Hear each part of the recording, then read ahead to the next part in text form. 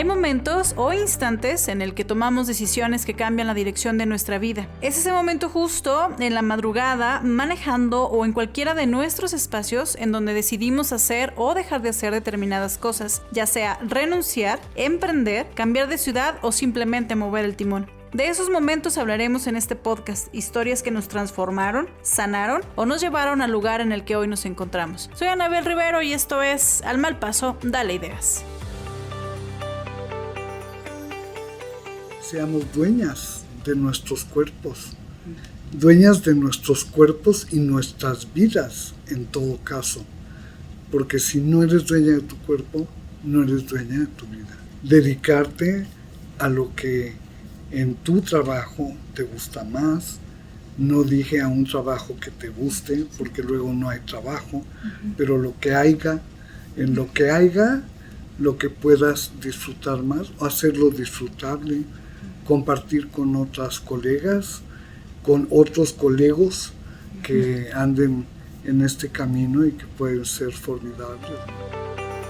En este episodio platicamos con Marcela Lagarde de los Ríos, académica, antropóloga e investigadora mexicana representante del feminismo latinoamericano. Es socia fundadora de la Red de Investigadoras por la Vida y la Libertad de las Mujeres y es el mayor referente del feminismo en Latinoamérica. Ha escrito numerosos artículos y libros sobre estudios de género, feminismo, desarrollo humano, democracia, poder y autonomía de las mujeres. También acuñó el término feminicidio para describir la situación en Ciudad Juárez y logró la creación de una comisión especial de feminicidio en el Congreso para investigar el asesinato de mujeres en aquella ciudad. Dirigió la investigación diagnóstica sobre violencia feminicida en México, por la cual se descubrió que el feminicidio no es exclusivo de Ciudad Juárez. También promovió el delito de feminicidio en el Código Penal Federal y la Ley General de Acceso a las Mujeres a una vida libre de violencia. Ha impulsado de igual manera la Ley de Protección de los Derechos de Niñas, Niños y Adolescentes, la Ley Federal para prevenir y eliminar la discriminación, la Ley para prevenir y sancionar la trata de personas y finalmente la Ley General para la Igualdad entre hombres y mujeres. Participó como perito en el caso Campo Algodonero, en el que la Corte Interamericana de Derechos Humanos juzgó varios asesinatos en Ciudad Juárez, quien junto con 70 colaboradoras elaboró la metodología adecuada para analizar los asesinatos, excluyendo prejuicios y enfatizando las circunstancias que sustentan la violencia extrema.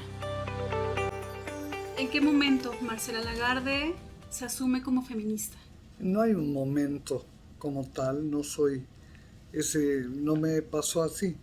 Más bien ha sido un proceso, fue un proceso cuando yo era joven y tiene mucho que ver con mi educación.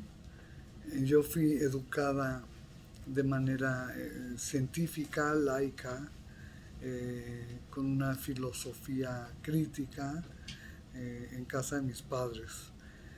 Mi papá era así y eso se lo agradezco muchísimo. Y mi mamá era muy de la historia de las mujeres, le encantaba. Era ama de casa, pero la historia de las mujeres la fascinaba y era un punto de encuentro de ella y yo. A mí también me encantaban ese tipo de mujeres.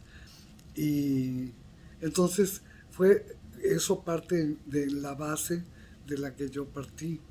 Y luego me tocó vivir el 68. Yo soy una estudiante del movimiento estudiantil del 68 en que ingresamos, digo yo, al movimiento como una generación, pero salimos de ese movimiento como género, muchas mujeres. O sea, ahí adquirimos una conciencia particular, que luego se nombró años más tarde. Yo tampoco sabía que eso que me pasó en el 68 tenía que ver con el feminismo, pero sí tuvo que ver con cambios en mí, en mis primas, en mis amigas, en mis amigos de la prepa, de la escuela de antropología, en que hicimos una nueva sexualidad. Era como parte de lo que vivíamos como novedoso. Éramos una generación con música propia latinoamericana, música propia, el rock, desde luego, los Beatles, todos los conjuntos. O sea, yo viví una una cuna del cambio cultural, y ahí estaba el feminismo. Pero yo primero lo viví y luego lo nombré, y eso me gusta mucho. Y bueno, salí de eso, y mis amigas me insistían que me volviera feminista. Yo era comunista, pertenecí al Partido Comunista desde muy joven, y entonces me sonaba como que era un movimiento que dividía el feminismo. ¿Para qué queríamos eso si ya éramos comunistas, si ya teníamos una visión del futuro, de la historia, de todo, y una propuesta? Teníamos presos políticos, teníamos muchas dificultades, y fuimos reprimidos brutalmente. Y eso a mí me marcó enormemente. Siempre he pertenecido a movimientos vindicativos de justicia, justicia a los del 68, justicia a las mujeres, justicia por todos lados. Y esos cambios también se dieron con mucha alegría, a pesar del drama que vivimos, a pesar de la represión. Bueno, pues vivir con tu música, que es casi universal, con una cultura, literatura bellísima, importante. Después vino la época del boom latinoamericano, y bueno, pues yo leía a los autores que eran bien machines, pero que eran de lo real maravilloso, ¿no? Entonces eran de lujo, desde Cortázar, que me pudo haber fascinado, hasta todos los demás, ¿no? Entonces mi cultura yo era una chava muy ilustrada, porque vivía en una casa que era una biblioteca, porque en mi casa se recitaban poemas, venía la bohemia, era una maravilla, con mis padres. Pero luego con mis cuates de la escuela de antropología, se iban de la casa por el autoritarismo de sus padres, ¿no? No les permitían, no los dejaban, los trataban como chiquitos, ellos dependían económicamente, y yo no viví eso. A mí nunca se me ocurrió irme de mi casa.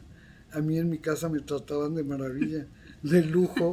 Mi mamá era un sol, y mi padre era maravilloso, mis hermanos, teníamos una roncha genial, íbamos a oír jazz. Eso es mi cultura, mi modo de vida está lleno de arte, y también de buen ánimo, ¿no? De encontrarle un sentido a las cosas, y si no lo tiene, pues buscar otra cosa, ¿no? Y después de eso, mis amigas me insistían en que me volviera feminista, y yo me defendí un año completo, y ya al año pues caí vilmente, y entonces ya me dejé de cosas, y empecé a asistir a las reuniones feministas. Desde luego me volví la primera, la más encantada con el feminismo. Hice lecturas. El feminismo también es muy ilustrado en una parte, y yo ilustrada, pues entonces leí y leí todo lo que no había leído toda mi vida de feminismo, las grandes, las teóricas, y eso me revolucionó la vida, ¿no? Me cambió profundamente mi mirada de izquierda. Seguí siendo de izquierda, pero ahora con una visión muy ampliada por el feminismo, y yo digo que estoy muy agradecida haber encontrado esa filosofía política y ese activismo feminista, que, bueno, hacíamos tantas cosas, era de un compromiso increíble, y nos pegaba muy fuerte la desigualdad entre mujeres, que eso era un tema recurrente en el debate feminista de esa época, ¿no? De quién habla por quién y con qué derecho nosotras hablamos por las pobres o con qué derecho las que no son indígenas hablan por las indígenas. Y bueno, estaba surgiendo un feminismo diverso en México y por lo tanto, bueno, pues había esos debates del derecho a hablar, quién para qué. Ha habido desde aquellos años, desde aquella época, ha habido un avance en materia de igualdad. Sí existe un real avance, ha sido lento, ha sido paso a paso. Ha habido un enorme avance. En primer lugar, quiero decir, porque la igualdad era algo mínimo en la plataforma feminista en la que yo participé. Acabo de regalarlo, el encuentro feminista de Yucatán, que es el primer encuentro realmente feminista, nacional, y bueno, fue increíble. No sabemos de él porque nos ocultan la historia, ¿no? Pero, por ejemplo, desde ellas hasta luego las de los 50, las de los 60 como yo, 70, y luego todas, más bien lo que reivindicaban, además de la igualdad, era el derecho a ser como éramos. Es diferente, es el derecho a la diferencia más bien que el derecho a la igualdad. Creo que tuvimos mucho más esa orientación, nos decantamos por eso. Por ejemplo, de la época hay escritoras maravillosas como la maestra, la chiapaneca, la titiritera, Rosario Castellanos. La tomo de ejemplo porque yo puedo ser una más, pero ella era una gran escritora, hizo teatro para la emancipación de los indígenas, cuando ella no era indígena, desde luego, pero estaba conmovida, consternada por lo que se vivía en Chiapas, que era su tierra. Pero tiene poesía extraordinaria a ella misma, ¿no? Va contando y haciendo poemas de ella como lo que viven otras mujeres, pero es más bien reivindicar el derecho a ser, pero sin discriminación. Eso creo que era. Entonces, el tema de la igualdad ha tenido altas y bajas. El primer encuentro feminista nacional en el que yo participé fue en 1978. Se llamó Frente por la Liberación y los Derechos de las Mujeres.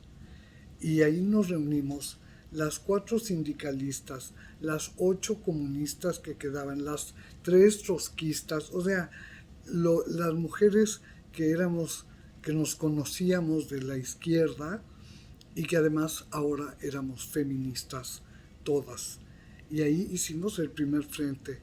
Ese frente, bueno, estaba dedicado a la sexualidad de las mujeres, al trabajo, a la explotación de las mujeres, al derecho de las mujeres a hacer lo que quisiéramos ser, a estudiar. Muchas no tenían derecho a estudiar, aunque otras, como yo, pues fuimos la primera generación que irrumpimos de manera muy fuerte en las universidades. O sea, se notó el cambio, porque ingresamos miles de mujeres a las prepas, a la universidad, a las profesiones, a las carreras más allá de magisterio que ya había desde antes, y empezamos a comportarnos para lo que nos habían educado, para estudiar. Estudiamos, y además como somos re buenas estudiando, sacábamos 10, sigue pasando, sí. Y los hombres pues no mucho, pero teníamos, más bien es esa afirmación de ser las que somos, que seguimos teniendo. Todos los movimientos feministas reivindican el derecho de las mujeres a decidir sobre nuestro cuerpo, por ejemplo. No solo en las jóvenes, también en las mujeres mayores, en las mujeres de mediana edad, en las niñas que a este país nos hemos puesto de acuerdo en considerar que le hace falta dejar de mentirles a las niñas y a las adolescentes y contarles la verdad. Si no se cuidan, van a truncar su vida por una maternidad para la que no están preparadas. Bueno, por ejemplo, cosas tan delicadas como eso han sido y siguen siendo parte de nuestra agenda. Y otra parte muy importante es la violencia que vivimos las mujeres durante todos esos años, pero que en las últimas décadas ha adquirido visibilidad porque se la hemos dado. Nosotras, las mujeres, hemos denunciado la violencia, hemos perseguido, hemos buscado la sanción en un país donde hay una gran impunidad a los violentos, ¿no? No pagan culpas, no pagan cárcel, no pagan nada. Y en cambio hay una gran cantidad de mujeres, particularmente jóvenes, que son víctimas de violencia sexual, de violencia psicológica, de violencia y maltrato, de acoso, pero también de feminicidio, que ha sido, lo voy a decir, yo estoy muy ligada a este tema, pero me parece que ha sido el gran boom de los últimos años, para muchas y muchos el descubrimiento del tipo de violencia que vivimos las mujeres en todas partes, en lo público, en lo privado, y eso pues nos ha marcado la vida. A mí en particular me ha marcado la vida. Me he dedicado los últimos 20 años de mi vida a tratar de erradicar el feminicidio en donde haya, y bueno, pues eso tiene que ver con construir la igualdad, porque en la teoría feminista sobre la violencia sostenemos, yo misma también, que esa violencia se debe a la enorme desigualdad entre mujeres y hombres, y que urge construir, dar pasos más efectivos hacia la igualdad entre mujeres y hombres, si es que de veras queremos erradicar la violencia contra las mujeres y las niñas. Entonces, hemos caminado, sí, para clarificarnos. Si no hay igualdad, lo que va a haber es crueldad, es violencia, es misoginia, y no vamos a acabar con esto que decimos. Hoy tenemos comisiones, hoy tenemos coordinadoras de gobernación para enfrentar la violencia, tenemos echadas a andar alertas de violencia de género en casi todo el país. Por lo menos la han solicitado en 21 estados, cosa que es muy delicado, sí, muy delicado. Y bueno, tenemos esa movilización social que ya vista de cerca, evaluada como debe ser evaluada, pues está mal hecha, es fragmentaria, nadie cumple con lo que tiene que cumplir, nadie sabe qué le toca hacer en cuanto a la alerta de violencia de género. O sea, es una confusión grande. Necesitaríamos una dirección, una coordinación, un rumbo claro que se puede tener si se entiende de qué va, y trabajar mucho más por la igualdad para lograr bajar la violencia contra las mujeres. Si no hay igualdad, va a continuar habiendo crímenes de odio contra mujeres, porque diario crece una frustración social que se echó a andar fuerte y que creó de las mujeres un estigma. Ser mujer como un estigma. Y si eso no se para, va a seguir y va a aumentar. Y bueno, ¿cómo se pararía? Bueno, pues trabajando por la igualdad y construyendo una convivencia igualitaria entre mujeres y hombres, entre colegas, entre compañeras, entre hermanos, entre parejas. No tenemos eso. La cultura amorosa en México es terrible, es machista a no poder, no hay amor entre iguales. Lo que hay en México es un amor de conquista y de sometimiento. Y bueno, tenemos que cambiar las formas del amor que nos hacen tanto daño a las mujeres. Las formas del amor familiar también, porque el amor familiar está basado en poderes extraordinarios de miembros de la familia sobre otros miembros de la familia. Entonces tenemos que crear familias más democráticas diría yo, no más, democráticas, capaces de respetarse al otro, a la otra, y capaz de apoyarse, o sea, recuperar esa condición de las familias histórica, que es el apoyo a sus miembros, ¿no? Eso se ha perdido en muchos casos. Todo eso es caminar hacia la igualdad. Doctora, hay mujeres que toman decisiones día a día en espacios, digamos, de poder, son diputadas, senadoras, que tienen la oportunidad de poder incidir en las políticas públicas, pero ¿cómo contribuir a la igualdad con mujeres o desde mujeres, digamos, que no tiene un espacio de empoderamiento? Es decir, pudiera ser una ama de casa, pudiera ser una profesionista que va a trabajar, pero que no es diputada, que no es senadora, que no es funcionaria pública, sino en el día a día, como en la rutina diaria, en la deportista, en la que va al gimnasio. ¿Cómo ir generando esa igualdad en el día a día? Yo lo entiendo, pero no hay que poner a todas esas juntas y revueltas. Okay. Uh-huh. Por ejemplo, las amas de casa están aisladas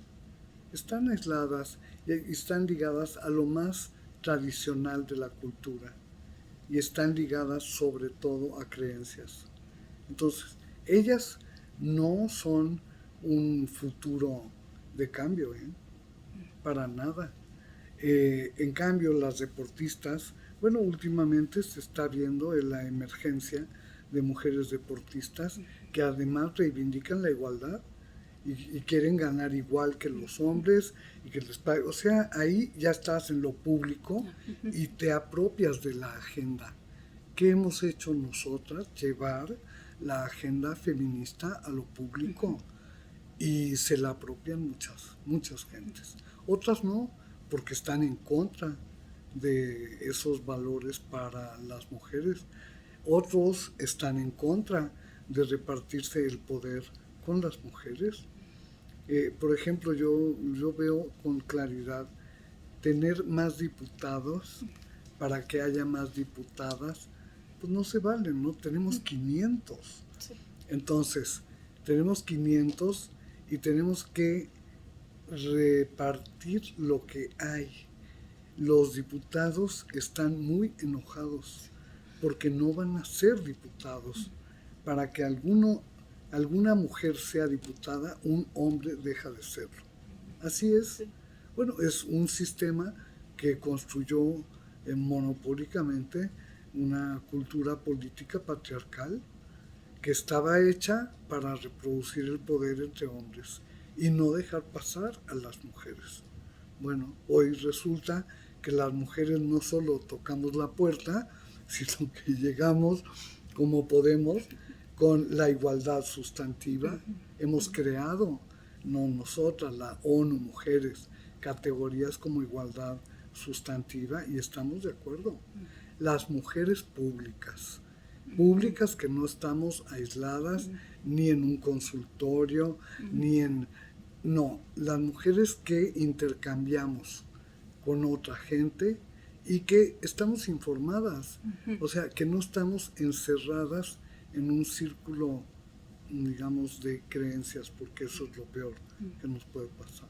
Okay. Bueno, entonces, ¿qué hacemos nosotras? Yo me seguía haciendo política y yo estaba convencida de que iba a ganar y quedé, pero por una negociación con el PRD en que les dije, a mí no me vuelvan a invitar a ser candidata. Si me invitan a algo es a ser diputada. ¿Y cómo se es diputada en un sistema como este? Bueno, cuando hay listas que se elaboran en los partidos políticos. Me dieron el lugar número 2 y llegué a la Cámara y fui diputada y fui muy apoyada por el grupo parlamentario del PRD. Tuve compañeras extraordinarias, feministas, poquitas, con las que elaboramos la Ley General de Acceso de las Mujeres a una Vida Libre de Violencia y con las que hicimos política parlamentaria para erradicar la violencia contra mujeres y niñas. Y lo hicimos. Pero tuvimos que crear condiciones políticas para llegar. Ahora hemos logrado que se apruebe la paridad. ¿Tenemos derecho a la paridad? Bueno, si esto se lo hubiéramos dicho hace 5 años a los diputados, se hubieran muerto de la risa diciendo, ¿cómo que paridad? Ahora tenemos paridad y tiene que haber mitad mujeres y mitad hombres. Paridad numérica, ojo, para que pueda haber paridad en oportunidades, en valoración política, que no hay. Las actuales mujeres políticas se debaten en tratar de ser respetadas, de ser respetables, de ser interlocutoras políticas de otros políticos importantes para poder hacer cosas. Pero también les pasa que se deben a sus partidos políticos y entonces les aplican, políticas de obediencia, tienen que obedecer lo que dijo el Congreso número 5, el jefe número 4, y ¿qué ha sucedido? Varios partidos entraron en crisis. Entraron en crisis porque la gente ya no estamos dispuestos a que nos digan cómo pensar y a que un partido o 2 partidos controlen el escenario político. Ahí se debaten las mujeres entre muchos escenarios que tienen que ir resolviendo, donde hay bombas y hay que caminar por ahí. Es de veras para las mujeres muy delicado hacer política. En los últimos tiempos, además, hemos vivido como género violencia política de género. Han asesinado a concejalas, han asesinado a colegas, por ejemplo, a una presidenta municipal en Xochimilco, yendo a Xochimilco, en Temisco. Y entonces, ¿para qué? ¿Qué objetivo tienen esos crímenes? Pues igual que los otros feminicidios, aterrorizar a las mujeres y que no nos atrevamos a ser defensoras de derechos humanos, que no nos atrevamos a ser periodistas en México, que es el país más peligroso después de Turquía para los periodistas y va siendo ya también para algunas periodistas. Entonces, digo, sin ser alarmista, cualquier pregunta de estas tiene mucho trasfondo. Yo no puedo hablar de la igualdad y sonreír porque no es así, porque nos está costando muchísimo la igualdad. Incluso se ha solicitado en las reformas a la ley para enfrentar la violencia que se incluya como una modalidad de violencia, la violencia política, como una modalidad que puede ser penalizada, porque tenemos que detener eso. Y en la ley no estaba. Quienes hicimos la ley no se nos ocurrió. No había tantos crímenes políticos. Ahora sí. Se incrementó. Entonces, vean, avanzamos un poco con la paridad, pero al mismo tiempo no podemos avanzar más por, bueno, lo delicado de la situación política del país, de la violencia, otras violencias en el país, en regiones importantes de México, y ligadas a todo, al crimen organizado, narco, al lavado de dinero, a la trata de mujeres, a muchos fenómenos terribles que tienen que ver con la descomposición de ese orden político en nuestro país, ¿no? Y al mismo tiempo hay la renovación política, y entonces resulta que estamos en la 4T, ya no me acuerdo cómo se llama. Sí. Estamos en una nueva era de reforma, de acuerdo con el presidente López Obrador. Él así lo mira, o sea, con una gran ilusión que este es un nuevo periodo de reformas, como fue el periodo en que se hicieron las leyes de reforma, que fue un periodo reformista, importante, emancipador para muchos grupos. También lo ve así. Ha habido 4 transformaciones, esta es la 4ª. Y bueno, llama a la gente a vivir de cierta forma, por ejemplo, con honestidad. ¿Qué significa eso en un país de corrupción permanente? Corrupción absoluta en obras, en proyectos, en todo, en construcción, en los barcos, o sea, cada cosa que son nuevas obras, en vez de decir, no, pues qué buena onda, ¿no? Dices, ¿cuántos se llevarían aquí? ¿Cuál es la tajada? ¿Qué pasó con el huachicoleo? Todo eso que ha ido enfrentando este gobierno, y que espero que lo haga con éxito. Tener un gobierno transparente, tener un gobierno de personas no corruptas, de profesionales en sus temas, y bueno, que puedan rendir informes a la ciudadanía que somos nosotras. Pero no oigo a la 4T hablar de las mujeres. No, exactamente. Doctora, ¿cómo construye o cómo practica usted la sororidad día a día? ¿Cómo la ejerce? Como una manera de ser. Yo soy así. He sido así desde siempre. Luego, además, lo fui elaborando como una práctica política feminista, como una posibilidad de relación entre mujeres que nos proponemos cambiar en un sentido feminista.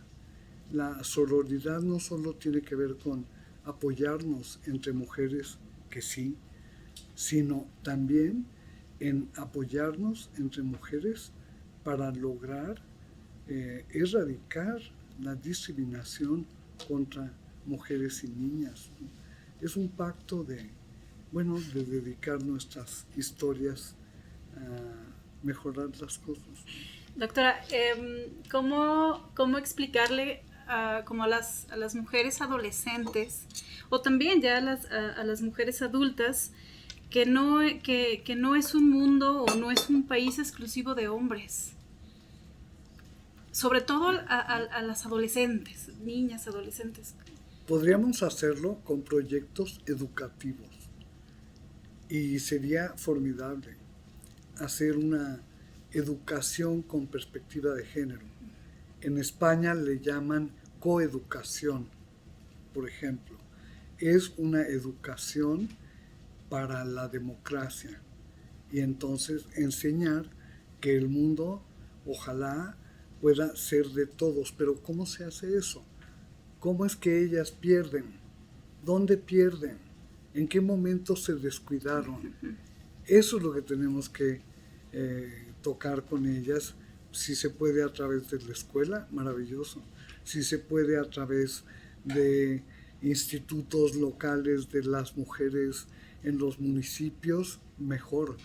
Si se puede a través de tallereadas divertidas, mucho mejor. Ellas tienen que saber eso. Es una pena que lo sigamos descubriendo cada generación como algo que no sabíamos, que no nos dijeron. Y yo no quiero ser de las que no les diga, pero tampoco quiero aguarles la sopa.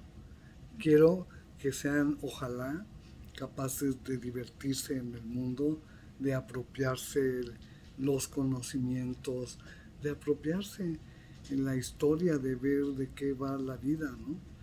Y que lo hagan de una forma productiva para ellas. Eso es muy importante. Se me olvidó decir, cuando dije que así soy, por eso soy, practico la sororidad, porque yo la viví en casa de mi mamá todo el tiempo.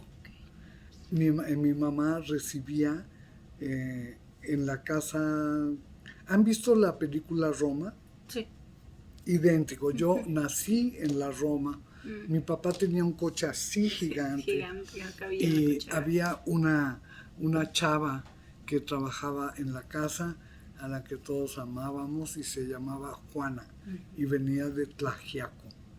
Y entonces, cada vez que nacía una criatura en Tlaxiaco, se la llevaban a mi mamá para que la criaran en la casa, para que no se muriera. Y entonces yo me metía al cuarto de las sirvientas, se decía entonces, y me robaba a los bebés que llevaban para cargarlos y para olerlos. Olían delicioso, a puro sudor de campo. Bueno, a mí me fascinaba eso. Pero aprendí que mi mamá recibía, apoyaba a esas mujeres, luego se iban a su pueblo y ya, o a hijas de sus amigas que se fugaban con el novio, y ahí las teníamos escondidas hasta que los papás las perdonaban. Vivimos historias así porque mis padres eran muy libertarios y mi mamá era muy solidaria y aprendí ahí la sororidad. Qué bonito lo que platica. Doctora, ¿por qué a los hombres les molesta, o a algunos hombres, no puedo generalizar, pero por qué a algunos hombres les molesta el que las mujeres estén en espacios de poder, que en toma de decisiones, que las mujeres tengan éxito o inclusive que compartan los espacios en la vida pública? Porque ¿Qué pasa con los hombres? Tú misma lo dijiste hace rato, porque son espacios que ellos consideran suyos y consideran que las mujeres no tenemos nada que estar haciendo allí, que ya debemos irnos a otra parte, que no están más dispuestos a ceder cosas que les pertenecen. Y luego, por envidia profesional, por ejemplo, ustedes seguramente han vivido o vivirán envidia profesional, celos profesionales de compañeros, de esposos, de novios, de amigos, de compañeros de trabajo. Y bueno, pues porque hay ese poder masculino vigente que todavía no acaban de comprender que ya se les está acabando la feria. Ya se está acabando. Esa feria se está acabando. Nosotras hemos crecido, vivido. Miren, me encanta ver este grupo de mujeres, todas profesionales. Podría ser la historia de cada una, que estamos aquí y que somos parte de una evolución social en México, en América Latina, en Europa, en que reformamos el Estado, le hicimos cambios al Estado, entre otras cosas, para que las mujeres pudiésemos estar en espacios de poder. Eso es un Estado reformado. La generación anterior no vivió un Estado reformado, vivió un Estado secamente patriarcal, terrible, sin opciones, sin oportunidades, y bueno, teniendo que someterse al poder familiar, doméstico, al poder conyugal, al poder de la comunidad y sin tener poderes propios. Aquí hicimos ese cambio, que ha sido un cambio feminista muy importante. Si no lo vemos, yo ya no sé qué vamos a ver, pero muchas mujeres no se dan cuenta de eso. Como ya estaba así reformado el mundo, creen que así era. No era así, estaba reformado.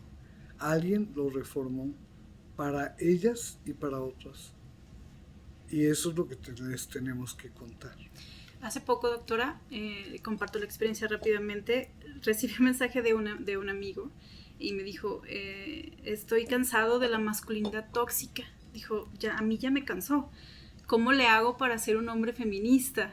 Y entonces yo le dije, no, pues tienes que leer, salte de los chats donde mandan pornografía diaria, exclúyete de los chistes machistas. ¿Cuál es su sugerencia o su consejo a aquellos hombres que están modificando un poco la conciencia o el chip, digamos, y dicen, no, también ya nos cansa esa masculinidad tóxica? Claro. ¿Cómo ayudarlos? Porque sí hay hombres que efectivamente ya quieren cambiar. Primero dejándolos que ellos se ocupen, nada de cómo ayudarlos. A nosotras, ¿quién nos ayudó? Y ahí vamos rápido, las enseñadas a cuidar a todo el mundo, correcto, a cuidarlos a ellos en su salida de la toxicidad. No, que desarrollen unos buenos zapatos de garfio para salir de ese pozo. No es nuestro pozo, es el de ellos.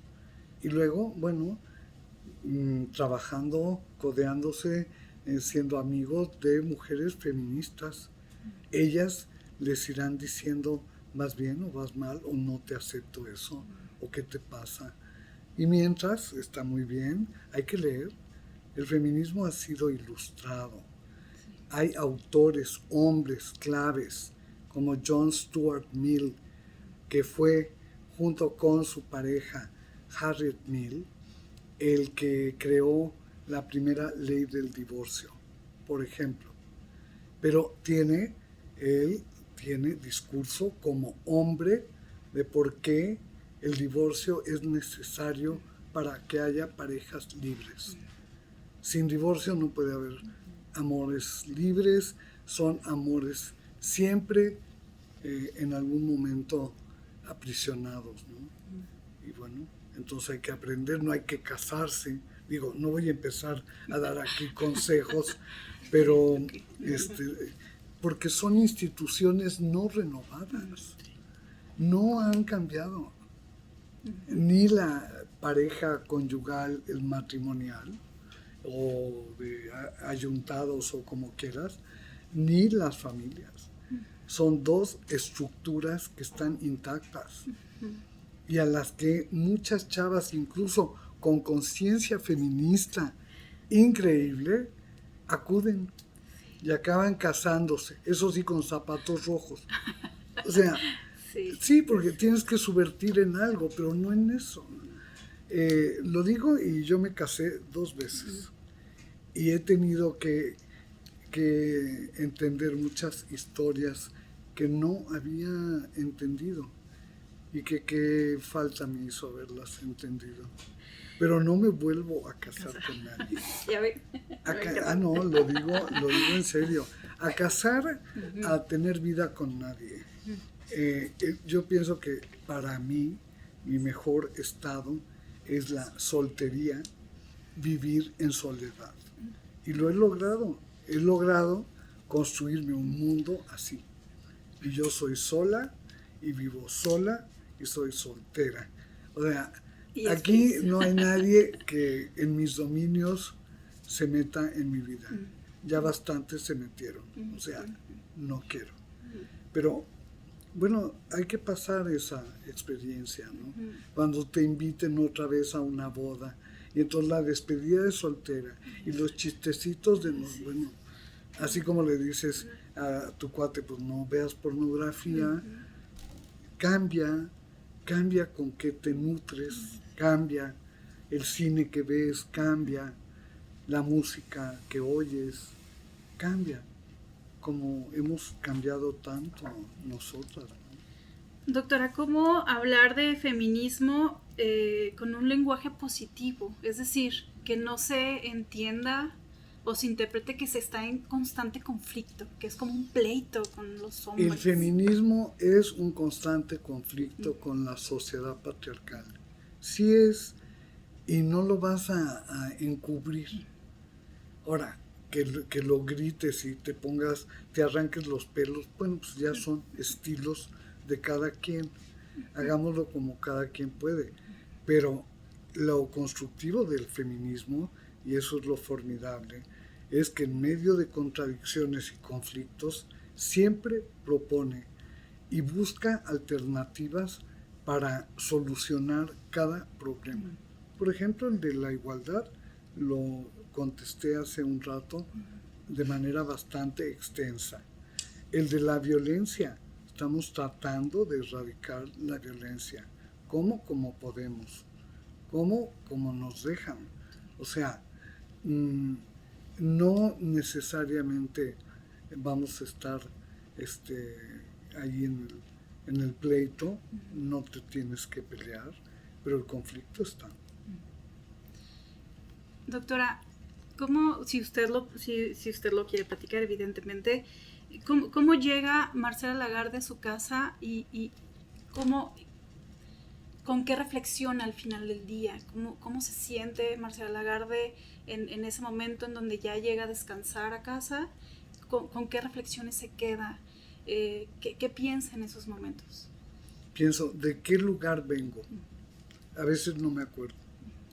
A veces ya no sé si regresé a mi casa de Zacatecas o de Nayarit, porque viajo muchísimo.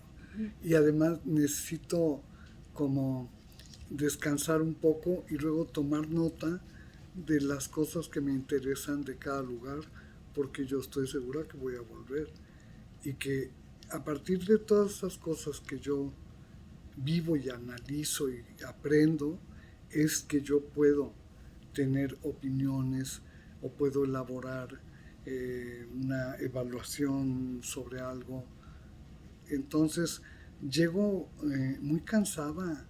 Lo que yo hago es muy cansado, muy, porque voy desde el trabajo político con todos los políticos de turno, hasta esa abrazarnos entre nosotras, y todo eso para mí significa muchos afectos que se mueven en mi vida y veo muchas necesidades amorosas en nosotras las mujeres, y veo cada vez más cómo las mujeres buscamos a las mujeres.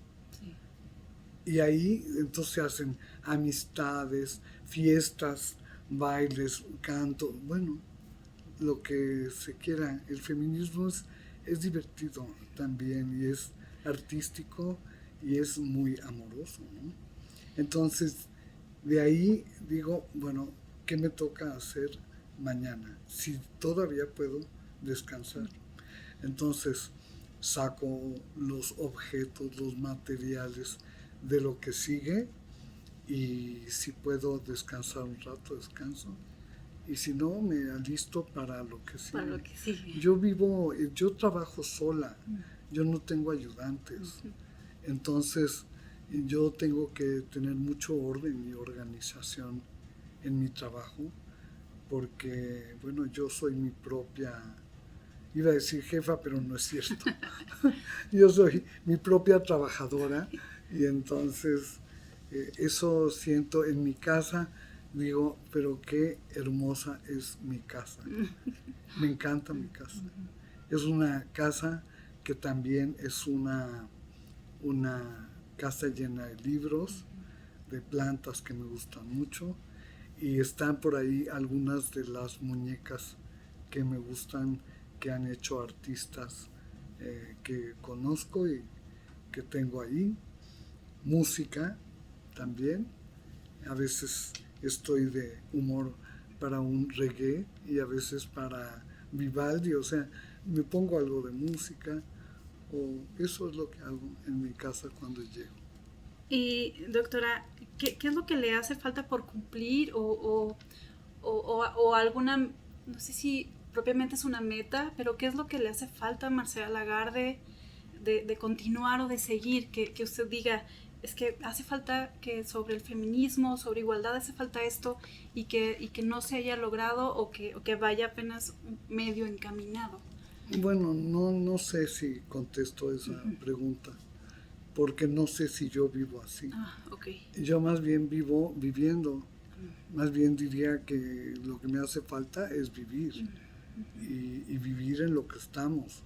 Estamos en la causa muy fuerte de la violencia y estamos en otras. Hoy mencioné varias que para mí son muy importantes, pero yo no vivo nada más para eso. Yo leo mucho, leo novelas que me encantan. Hay en la actualidad muchas escritoras magníficas, premiadas, y son un lujo. Me encanta la pintura y yo voy mucho a exposiciones de pintura. Me encantan las ciudades de otros países que no conozco y bueno, me debo un viajecito a París.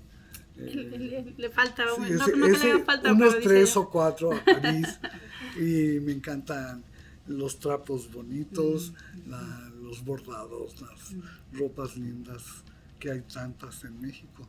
Entonces a mí me encanta el mundo, me fascina y me fascina encontrar el mundo delicioso, el mundo estético, el mundo. Por eso decía yo, ya no sé cuándo, que soy una feminista gourmet, porque me encanta lo bello y sabroso. Doctora, ¿cómo ve usted el feminismo en estos momentos?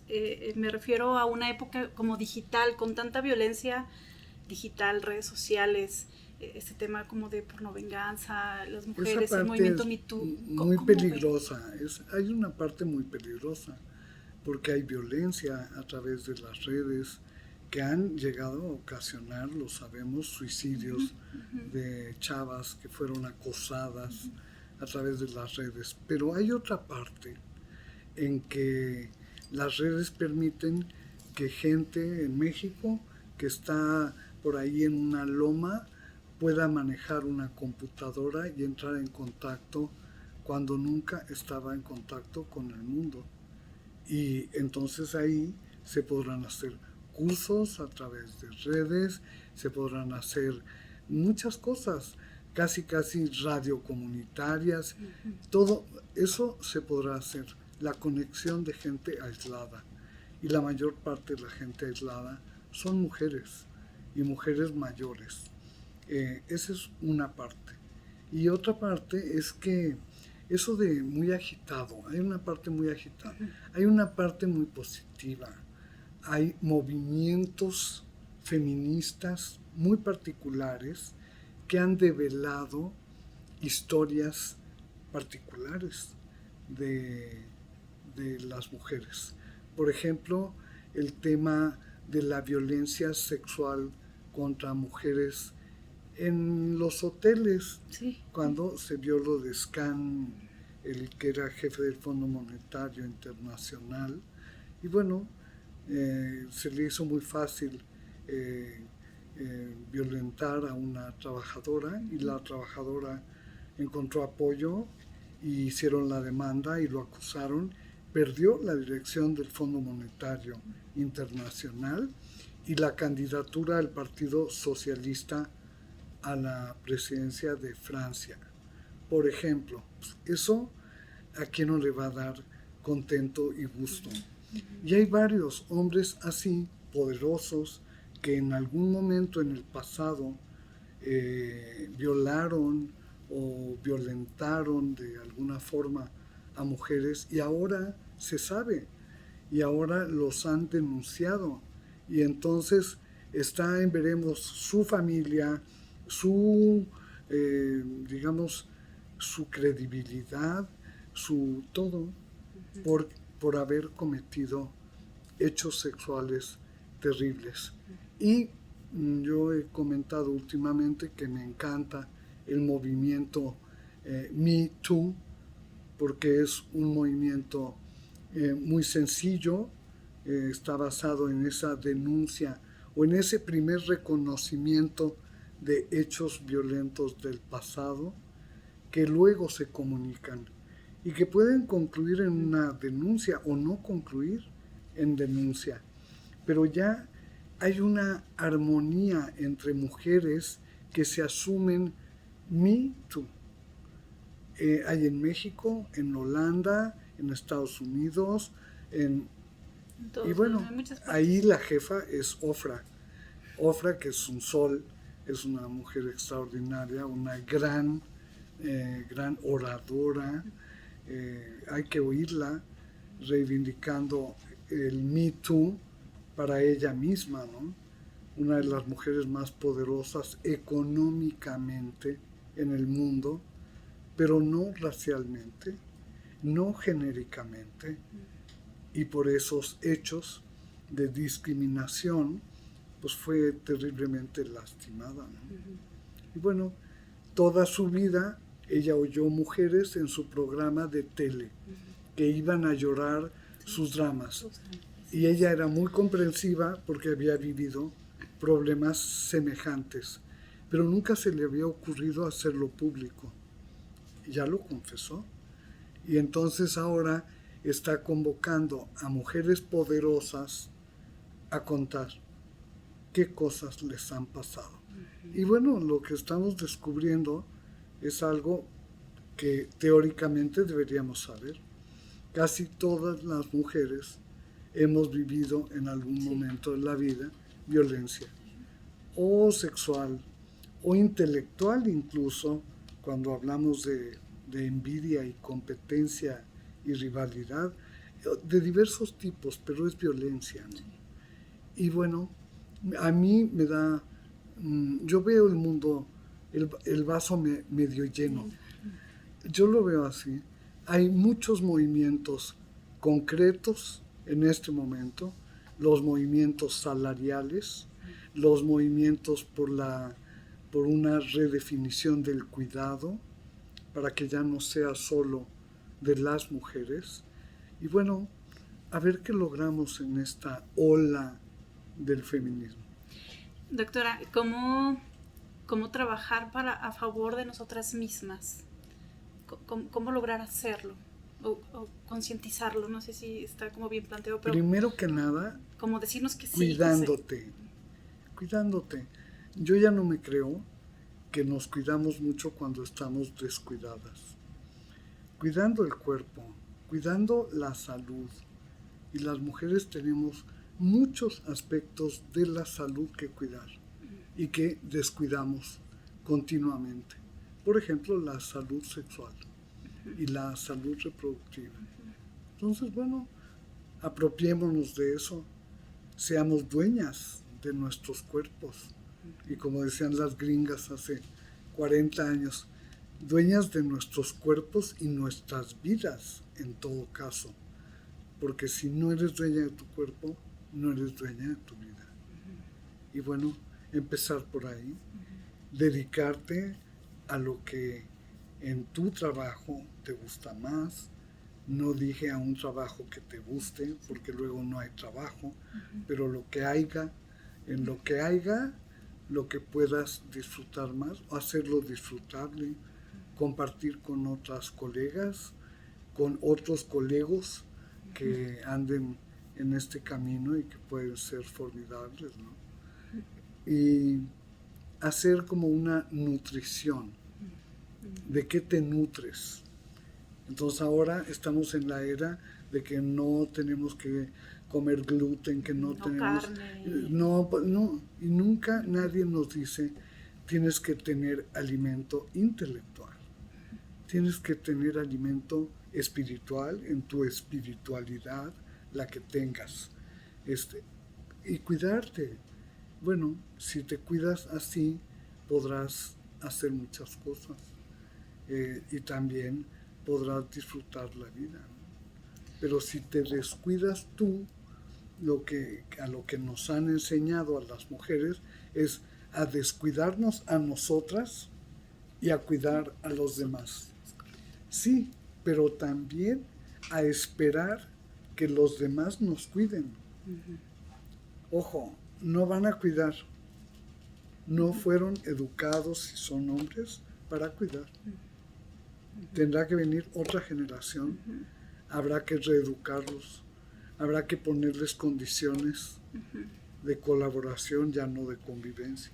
Colaboración, ¿no? En que aprendan a cuidar, aprendan a atender, todas esas maravillas que nosotras sabemos hacer de lujo. Yo no las quiero perder, porque quiero no hacerlo por opresión, sino quiero hacerlo como enseñanza de cómo puede ser de todo mundo, tutti frutti. ¿Qué conmueve a Marcela Lagarde? ¿Qué la conmueve, doctor? Todo lo que estuve diciendo, ya iba a llorar. Yo también. Tus lágrimas me conmueven. Me conmueve todo. Yo soy una conmovida. Por eso me muevo. Yo me muevo por mi afectividad, además de que soy muy intelectual. Por eso, porque alguien me da un abrazo y ya, y tengo esta causa y la asumo. Me conmueve lo que le pasa a otra gente, muchísimo, a otras mujeres. Trabajo mucho en talleres y grupos de mujeres y ahí aprendo muchas cosas y me conmuevo. Y a mí me conmovió platicar con usted, doctora. Pues claro, porque tocas sí. tus afectos. Sí. Cuando le preguntas a otra qué te conmueve, te estás tocando a ti lo que te conmueve. Sí.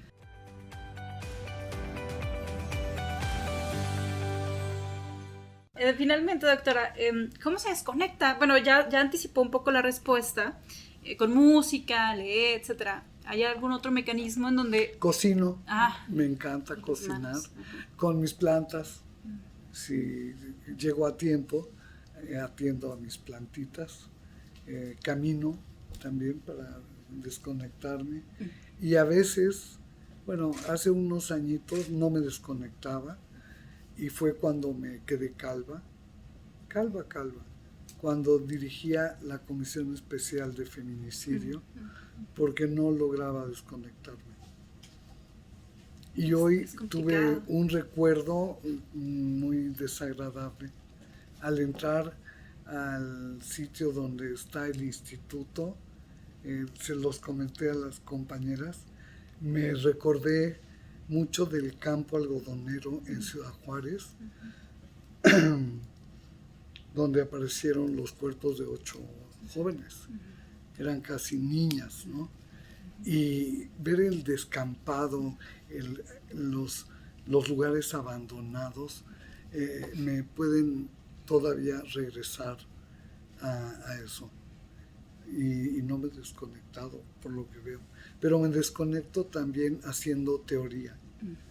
Si yo elaboro lo que vivo, puedo procesarlo. Si no escribo, entonces me quedo acogotada. ¿A quién admira Marcela Lagarde? ¿A quién? ¿A quién admira? A muchísima gente. A muchísima gente a pie que hace el esfuerzo por vivir en medio de carencias terribles, de desigualdades enormes. A ellas admiro muchísimo. Admiro a mis compañeras, admiro a quienes están contribuyendo ahora a elaborar propuestas y a ganarlas, ¿no? Admiro a todo eso que tiene que ver con mis intereses y mis valores. Admiro todo eso. Admiro mucho a mi hija, por ejemplo. ¿Por qué la admira, doctora? Porque es un lujo, la sandunga, es buena onda. ¿Cuántos años tiene su hija? Ella es psicoanalista y tiene mucha práctica de trabajo con mujeres que han vivido violencia y la admiro cómo vive, la admiro cómo resuelve su propia vida, también con sus dificultades, pero me asombra y me gusta mucho. Finalmente, doctora, ¿qué libro o alguna película recomienda para las mujeres que están iniciando en el camino del feminismo o que quieren empaparse un poco más? ¿Cuál libro usted dice, este es como fundamental? Pues depende qué intereses tengan. Yo escojo, por ejemplo, para quien esté tratando de entender al feminismo como un movimiento histórico, hay una película que se llama Ángeles de Hierro, es sobre las sufragistas y es muy interesante. Otra película, una de El color púrpura, cuyo libro lo escribió Alice Walker, que es una extraordinaria escritora afrodescendiente y que sobre su libro se hizo la película El color púrpura. Esa es una película fuerte, muy interesante en la relación entre mujeres que podrían odiarse y matarse. Y bueno, logran sobrevivir y ayudarse a vivir, ¿no? Esa me gusta mucho. Hay otra que se llama El piano, que es una historia de transportar un piano a la selva y ahí va una mujer que es la muda, sordomuda, con su hija que la interpreta y ayuda a vivir y a la que al final para no quedarse prendada de su amor se cortan un dedo. ¿Se acuerdan de esa película? Sí, es bellísima. Esa para todo el público presente, ¿eh? Sí. Todo el mundo con palomitas sí, para sanar un poco porque es fuerte. Bueno, hay varias películas así maravillosas. El cine feminista es el cine que introduce esa mirada, ¿no? Distinta, con valores diferentes y que bueno, da esperanza. Doctora, gracias por su tiempo y gracias por la charla. No, pues ustedes muchas gracias. Y bienvenida a Zacatecas.